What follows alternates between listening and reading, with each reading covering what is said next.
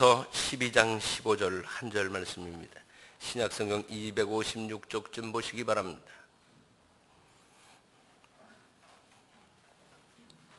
로마서 12장 15절 한 절 말씀만 함께 보시겠습니다. 즐거워하는 자들로 함께 즐거워하고 우는 자들로 함께 울라. 아멘. 할렐루야. 찬양대가 찬양 드리시겠습니다.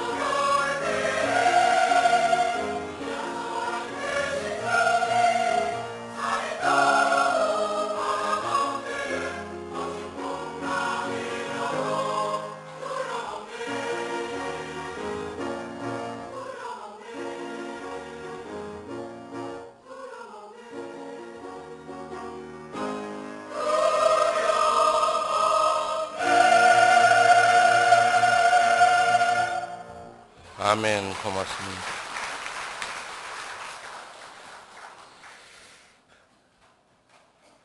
여러분의 인생살이 즐겁습니까? 즐겁게 사실 수 있기를 바랍니다. 한 번뿐인 인생인데 기쁘게 사시기를 바랍니다. 지나가면 다시 돌아오지 않습니다.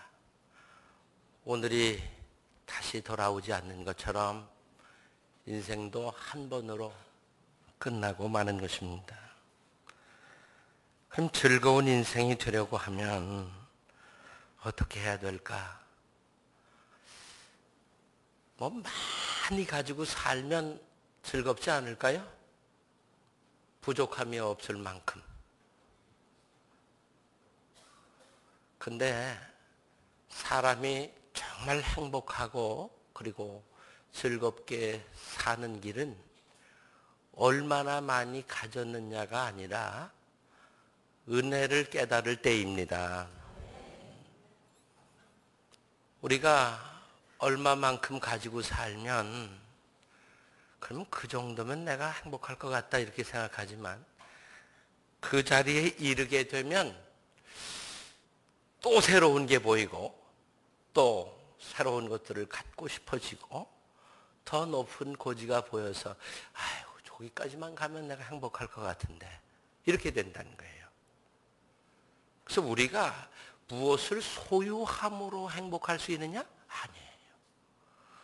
우리가 진정으로 행복한 것은 하나님의 은혜를 깨닫고 살면 감사해집니다.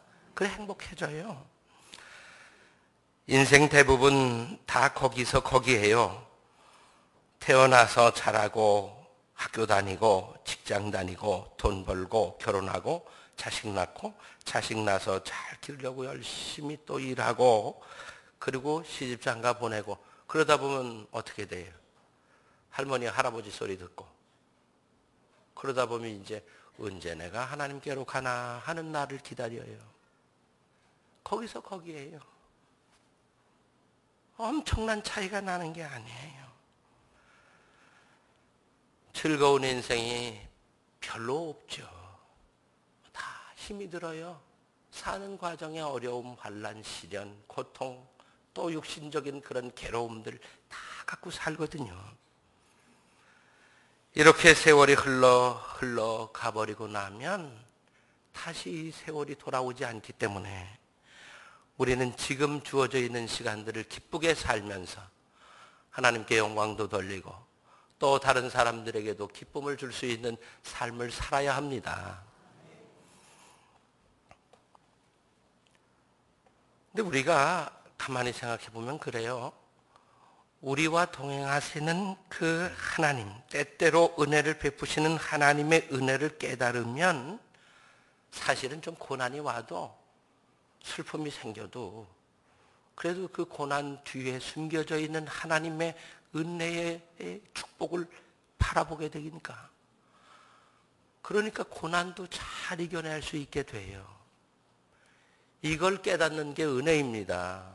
이걸 깨닫지 못하면 왜 이렇게 삶이 지겹고 힘들고 괴롭고 그러니 어떻게 기쁘게 살 수 있겠어요? 전혀 기쁘게 살 수가 없거든요. 또 좋은 일이 생겼을 때는 어때요? 하나님께서 내게 축복하셨구나 깨닫게 되니까 감사하고 하여튼 감사하는 마음이 있는 분들은 행복할 수밖에 없어요. 여러분 감사하면서 끝까지 행복한 인생을 사실 수 있게 되기를 바랍니다. 옆에 분들에게 말씀하세요. 우리 인생을 즐겁고 복되게 삽시다. 이렇게.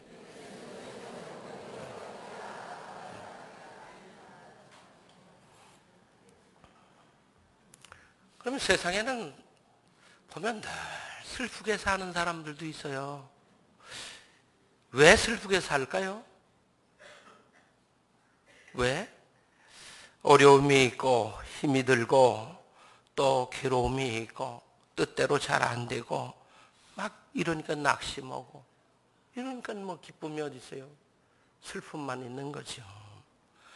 근데 가만히 생각해 보면 모든 인생에는 다 슬픔도 있고 근심도 있고 걱정도 있고 염려도 있고 그래요. 그런데 우리가 그런 상황이 딱 놓이면 무슨 생각을 하느냐면 다른 사람은 다 근심도 없고 걱정도 없고 아프지도 않은 것 같은데 나만 고난을 당하는 것 같아요. 그래서 왜 나만 이러냐? 왜 이렇게 나만 괴로움이 많냐? 우리가 그렇게 생각하는데 그렇지 않습니다. 모든 인생 다 어떤 분은 괴로움이 없어요?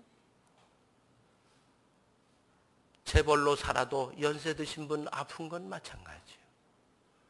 관절 아픈 건 마찬가지예요. 근심 있는 것도 마찬가지예요. 다 인생이 이래요. 우리 이 시간에 좀 복음성가 좀 하나 같이 부르고 말씀을 더 나눠 나가겠습니다. 왜 나만 겪는 고난이냐고. 나만 겪는 고난 있는 거 아니에요. 다 고난 겪고 살거든요.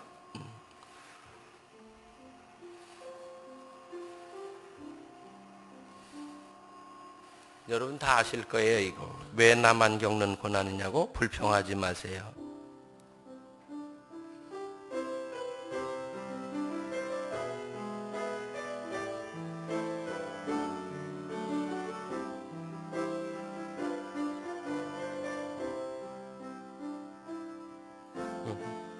왜 나만 겪는 고난이냐고 불평하지 마세요. 고난의 뒤편 축복 미리 보면서 감사하세요. 너무 견디기 힘든 지금 이 순간에도 주님이 일하고 계시잖아요.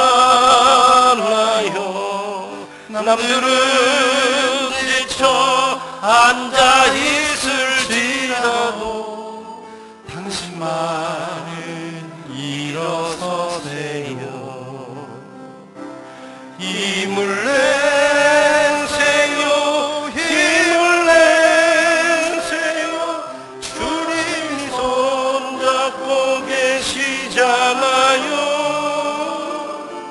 주님이 나와 함께함을 믿는다면 어떤 역경도 이길 수 있잖아요. 왜 이런 슬픔 찾아왔는지 원망하지 마세요.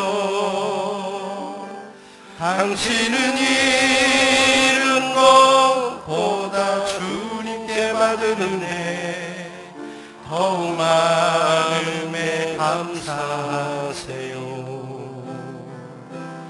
너무 견디기 힘든 지금 이 순간에도 주님이 일하고 계시잖아요. 남들은 지쳐 앉아 있을지라도 당신만 일어서세요. 힘을 내세요. 힘을 내세요. 주님이 손잡고 계시잖아요. 주님이 나와 함께함을 믿는다면 어떤 고난도 견딜 수 있잖아요. 힘을 내세요. 힘을 내세요. 힘을 내세요. 힘을 내세요. 주님이 손잡고 계시잖아요. 주님이 나와 함께함을 믿는다면 어떤 고난도 힘을 내세요. 힘을 내세요. 다시 한번 합니다. 힘을 내세요. 힘을 내세요. 주님이 손잡고 계시잖아요. 주님이 나와 함께함을 믿는다면 어떤 고난도 견딜 수 있잖아요. 아멘. 우리 박수 한번 하겠습니다.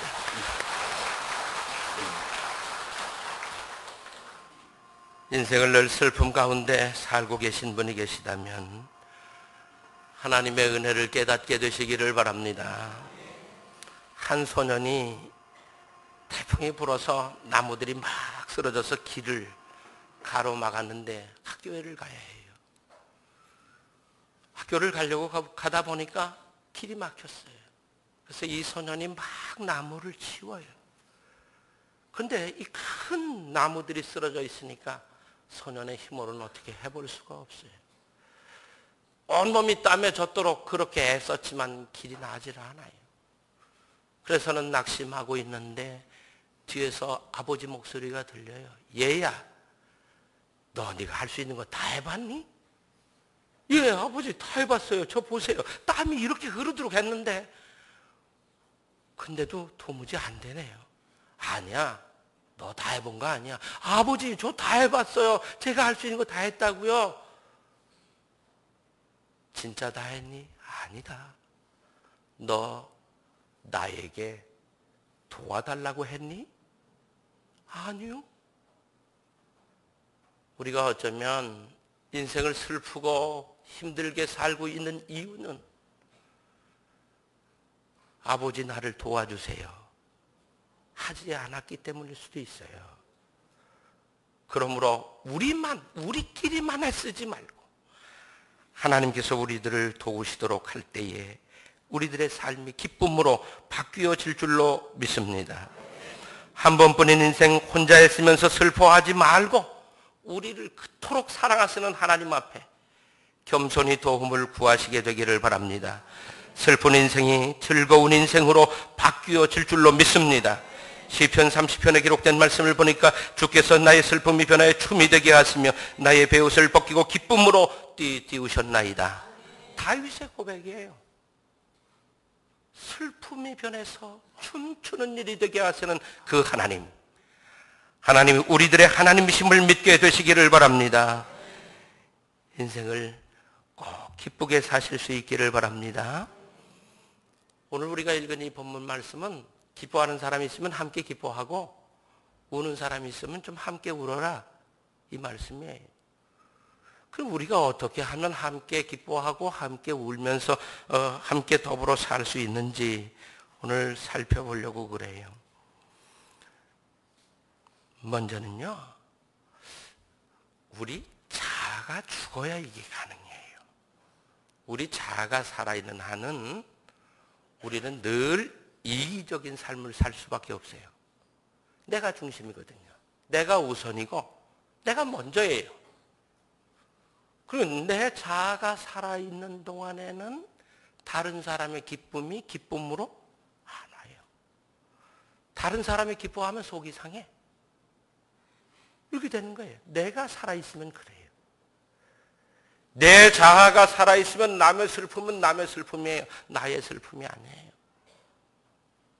그래서 내가 다른 사람이 정말 기뻐할 때에, 감격하고 있을 때에 함께 감격하고 기뻐할 수 없는 이유는 내가 살아있기 때문에 그런 거예요.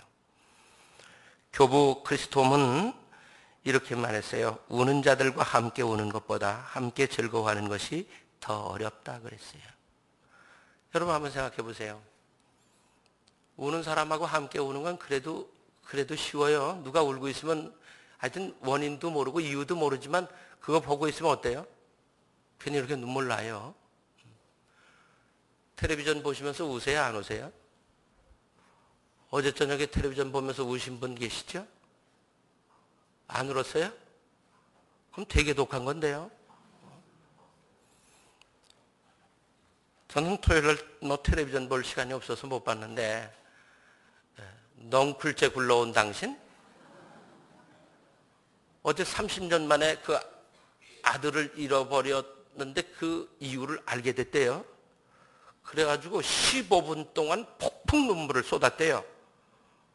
저는 인터넷에서 이렇게 울음이라고 하는 게 나와 있어서 제가 검색을 해봤더니 15분 동안 폭풍 눈물이 어떤 건지 모르겠어요. 그렇게 울었다고 그러더라고요. 그런데 거기 니플 달아놓은 걸 보니까 어떤 사람들은 연애 대상감이다. 어떤 사람은 15분씩이나 질질 짜는데 지겨워 죽을 뻔했네.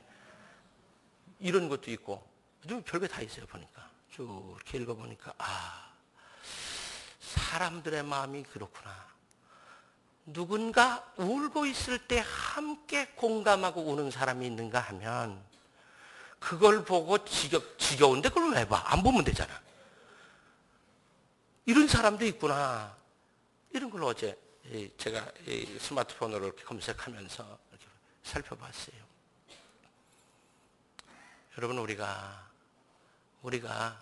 누군가와 함께 기뻐하고 누군가와 함께 울 수 있다고 하는 것은 사실은 우리의 자아가 살아있고는 안 돼요. 내가 죽어야 그게 가능해요. 갈라디아서 2장에 보니까 내가 그리스도와 함께 십자가에 못 박혔나니 그런즉 이제는 내가 산 것이 아니요 오직 내 안에 그리스도께서 사신 것이라. 이제 내가 내 육체 가운데 사는 것은 나를 사랑하사 나를 위하여 자기 몸을 버리신 하나님의 아들을 믿는 믿음 안에서 사는 것이라. 아멘. 이게 우리가 죽고 내 안에 그리스도가 들어와 사셔야 우리의 마음이 그리스도의 마음으로 바뀌어집니다. 그럴 때에 사랑이신 그리스도가 내 안에서 슬픔을 보니까 우울고, 또 내 안에 주님의 마음이 있으니까 누군가 정말 행복해할 때 그걸 축하해 줄 수 있게 되는 것입니다. 내가 살아있으면 남 잘 되면 속상하잖아요. 이렇게 되는 거예요. 그래서 우리가 누군가 함께 기뻐하고 누군가 함께 울 수 있는 것은 내 자아가 죽고 내 안에 그리스도가 들어오셔야, 그래야만 가능하다고 하는 말씀입니다. 여러분은 어떠세요? 자아가 살아있습니까? 아니면 죽었습니까? 우리 자아가 살아있어요. 그래서 우리는 때로 교만하고, 때로는 공격적이고, 때로는 냉정하고, 때로는 무자비하고 그런 거예요. 우리 내 자아가 죽고 내 안에 그리스도가 들어와 내 안에 주인이 되시도록 주님을 모시어 드릴 수 있게 되기를 바랍니다. 그리고는 우리가 진정으로 믿음으로 살 때 우리가 함께 기뻐하고 함께 울 수 있습니다. 여러분, 남이 웃을 땐 그냥 따라 웃으세요. 남이 웃을 땐 그냥 웃어요. 남 다 웃는데 나만 안 웃고 있으면 누가 이상한 사람이에요? 안 웃는 사람이 이상한 사람이에요. 남이 다 울고 있어요. 근데 나만 안 울고 있어. 누가 이상한 사람이에요? 안 울고 있는 사람이 이상한 사람이에요. 한번 옆에 분들을 한번 쳐다보세요. 우습게 생긴 나 아닌가? 남들이 웃으면 그냥 웃어요. 근데 여자, 남자 이렇게 나눠서 보는 게 뭐 그렇지만 누가 더 잘 웃어요? 여자분들이 훨씬 더 잘 웃어. 남자는 잘 안 웃어. 남자는 잘 안 웃고 다물고 있고, 속에서 웃음이 올라와도 그걸 꾹 참느라고, 이거 참다가 방귀 낀다니까요, 남자들은. 응? 근데 왜 그런지 아세요? 남자가 그렇게 웃음이 해퍼갖고 어디다 써! 이 얘기를 듣고 커서 그래. 응? 남자가 웃음이 해퍼서 어디다 쓰냐니. 그러니까 남자는 어때야 돼?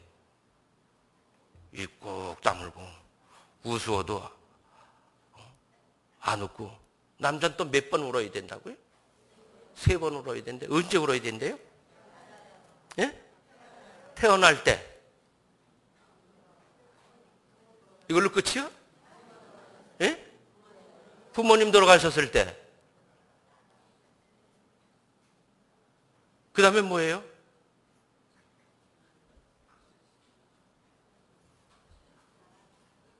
부인 죽었을 때. 오늘 보니까 부인 죽으면 울 게 아니라 웃을 것 같은 모양이에요. 그 얘기를 안 하는 걸 보니까. 남자들에게는 웃지도 말라, 울지도 말라고 듣고 컸으니까 남자들은 아무리 웃겨도 그냥 꾹 다물고 있는 거예요. 여러분, 그냥 웃으세요. 웃을 일 있으면 웃으면 되고, 울 일 있으면 그냥 울면 돼요. 어린아이들은요, 잘 웃어요. 울기도 잘해요. 그냥 쉬도 때도 없이 울어. 뭐 예배 시간이라고 아이들이 예배 시간이니까 참았다가 울어야지 이러고 뭐 예배 시간에 참아요? 안 그래요. 아이들은요. 그냥 웃으면 웃고 그래요. 근데 어른이 되면 안 웃어 잘. 왜 안 웃어요? 심각해져서 그래요. 그 심각성이 어디에 있는 거예요? 근심과 걱정에 있는 거잖아요. 여러 가지 근심 걱정이 많아. 이런 근심 걱정이 심각하게 만들어, 그러니까 웃을 일도 웃지 못하게 만들어 놓는 거예요. 빌립보서 4장에 있는 말씀을 보니까 아무것도 염려하지 말고 오직 모든 일에 기도와 간구로 너희 구할 것을 감사함으로 하나님께 아뢰라. 우리의 모든 염려를 기도와 간구로 하나님께 감사함으로 기도하래요. 우리가 하나님께 염려를 맡기고 기도하면서 살아갈 때 기쁜 인생을 살게 될 줄로 믿습니다. 근데 왜 우리가 기뻐야 되냐면요, 내가 기뻐야지 남이 기뻐할 때 기뻐해 줄 수 있어요. 내가 지금 속이 뒤집어져 있는데 누가 좋은 일 생겼다고 막 자랑하고 막 이래봐요. 속만 더 뒤집어져? 이러는 거예요. 내가 지금 죽을 지경인데, 속 사람이 그런데, 누군가 힘들어. 이를 만난 사람을 만나. 무감각해요. 우리 마음이 기뻐야, 내가 기뻐야 남들 기쁜 일을 축하해 줄 수 있고, 가슴 아픈 일을 만났을 때에 공감할 수 있게 되는 것입니다. 주님께 맡기고 기쁘게 살면서 함께 기뻐하고 함께 우실 수 있게 되기를 바랍니다. 그리고는 세 번째는요, 사랑이 있어야지 함께 기뻐하고 함께 울 수 있습니다. 사랑이 없으면요, 울지도 않고 기뻐하지도 않아요. 예수님께서 나사로가 죽었을 때 무덤가에 오셔서 우셨거든요. 내 사랑하는 친구가 죽었다고, 사랑하는 사람이 죽었다고 예수님이 우셨어요. 예수님이 십자가에 달려서 돌아갔을 때에 십자가 아래 목 놓아 우는 사람들, 십자가 지고 골고다를 걸어갔을 때에 따라가면서 울던 사람들이 있었어요. 주님이 사랑했던 사람들, 주님이 은혜 입혀주셨던 사람들, 주님이 인생을 바꿔준 사람들, 주님이 그 육신을 고쳐주었던 사람들, 은혜를 깨닫고 그 사랑을 경험했던 사람들, 그래서 주님을 사랑했던 그 사람들이 예수님을 따라가며 십자가 아래서 목 놓아 울었던 거예요. 왜? 사랑하기 때문에, 사랑했기 때문에, 사랑받았기 때문에 그렇게 울었던 거죠. 다윗이 반역을 일으키고 자기를 죽이겠다고 그랬던 아들이 있어요. 누구예요? 압살롬이잖아요. 압살롬이 죽었어요. 그런데 그 자기를 해치려고 했던 아들의 시신을 붙들고 다윗은 통곡합니다. 압살롬아, 내 아들 압살롬아, 내가 대신 죽었으면 좋았을 것을 내가 죽었다고 몸부림치면서 울어요. 자기 아버지를 죽이려고 했던 아들이요. 그런데도 아버지는 그 아들이 죽은 걸 가슴에 안고 통곡하고 있는 거예요. 함께 우는 것은 사랑입니다. 사랑이 없이는 함께 울어주지 못해요. 연속극 보고 함께 우는 건 공감하기 때문이에요. 그러나 진짜 슬퍼하는 그를 보고 그와 함께 울어줄 수 있는 것은 사랑 때문이에요. 사랑이 없이는 아무리 아픔을 당해도 이 정도예요. 사랑이 없으면 울지 않습니다. 남의 불행을 보고 울 수 있는 마음이 사랑입니다. 구원받지 못한 영혼을 보고 우는 것이 사랑입니다. 고난당하는 사람을 보고 함께 울어줄 수 있는 것이 사랑입니다. 슬픔 당한 이를 보고 우는 것이 사랑입니다. 요한일서 4장에 기록된 말씀을 보니까 사랑하는 자들아 우리가 서로 사랑하자. 사랑은 하나님께 속한 것이니 사랑하는 자마다 하나님께로 나서 하나님을 알고 사랑하지 아니하는 자는 하나님을 알지 못하나니 하나님은 사랑이심이니라. 사랑이 없는 사람은 하나님께로부터 난 사람이 아니래요. 그리고 하나님께 속한 사람이 아니래요. 이 말은 무슨 말이냐면요, 하나님께로부터 나지 않았다. 이 말은 하나님의 자녀가 아니다, 그 말이에요. 하나님께 속한 하나님의 백성이 아니다, 그 말이에요. 그러니까 사랑이 없는 사람들은 더 구체적으로 얘기하면 하나님께 속한 사람들이 아니라 사단에 속한 사람들이다, 그런 말이에요. 그러니까 못되게 악하게 이렇게 하는 거죠. 진정으로 하나님께로 나서 하나님을 믿고 하나님을 사랑하고 하나님의 자녀가 된 사람들 속에는 하나님의 사랑이 들어있는 거예요. 하나님께로부터 유전되어져, 하나님께로부터 이미 주어져 있는 그 사랑이, 사랑이신 하나님 것이 우리 속에 들어와 있기 때문에 우리는 사랑할 수밖에 없는 거예요. 그 마음이 주님의 마음입니다. 그래서 주님의 사랑이 우리 안에 들어와 있을 때, 그때 우리가 함께 기뻐도 하고 축하도 하고 함께 울기도 하고 할 수 있는 것입니다. 이제 세상은 삭막하다고 하지만은 하나님의 자녀된 우리들은 하나님의 사랑을 품고 살아가야 될 줄로 믿습니다. 옆에 분들에게 말씀하세요. 우리 주님의 사랑 가지고 살아갑시다. 마지막으로 하나 더 말씀드리려고 하는 것은 입장을 바꿔서 생각하면 우리가 함께 기뻐하고 함께 울 수 있어요. 욥이 시험당하고 고난당하잖아요. 10명의 자녀가 한꺼번에 다 죽어 잃어버려요. 10명씩이나 하나도 아니고 10명. 그 많은 재산 다 잃어요. 부인은 옆에서 그냥 쫑알거리면서 괴롭혀요. 자기의 몸은요 병들어가지고 기와장 깨갖고 그 몸을 긁어야 될 만큼 막 가려워 견딜 수가 없어요.